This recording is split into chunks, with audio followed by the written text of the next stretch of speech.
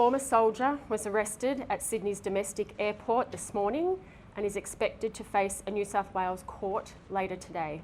It will be alleged the man was a member of the ADF when he was involved in the death of Afghan nationals between 2009 and 2012 in circumstances that constitute war crimes under the Commonwealth Criminal Code.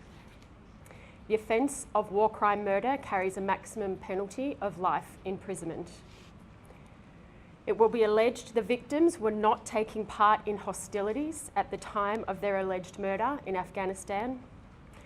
It will be alleged the victims were detained, unarmed, and were under the control of ADF members when they were killed. It will be alleged the victims were shot by the accused or shot by subordinate members of the ADF in the presence of and acting on the orders of the accused.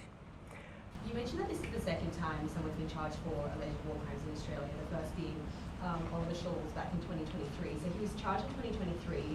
The time of the alleged offending was in the early 2010s, and he's still yet to stand trial until some estimates say 2027.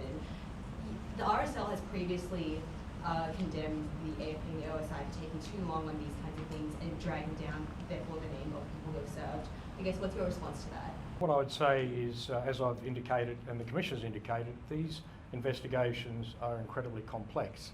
And if I can perhaps just provide a few examples of why these investigations are taking a protracted amount of time.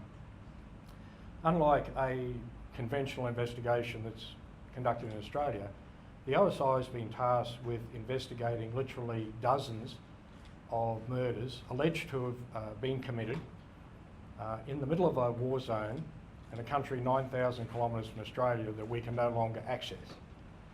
So the challenge for investigators is that because we can't go to that country, we don't have access to the crime scene. We don't have access to the crime scene, so we don't have photographs, site plans, measurements, the recovery of projectiles, blood spatter analysis, all of those things we would normally get at a crime scene. If you add to that we don't have access to the deceased, there's no post-mortem, therefore there's no official cause of death. There's no recovery of projectiles to link to weapons that might have been carried by members of the ADF.